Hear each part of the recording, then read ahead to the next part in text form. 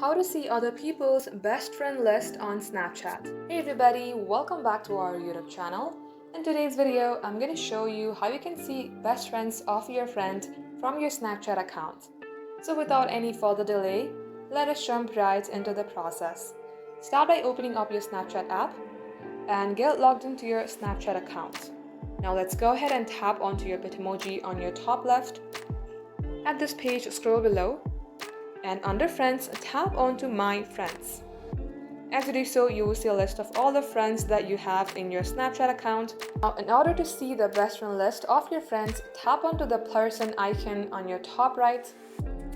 As you do so, you will see all the people that are a Snapchat user, and all these people are best friends of your friends. All the people that you are seeing under Quick Add are the people who are best friends of your friends.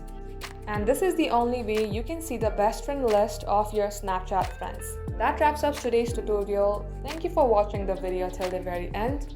If it had helped you in any ways, then do like and subscribe. We will catch you up soon.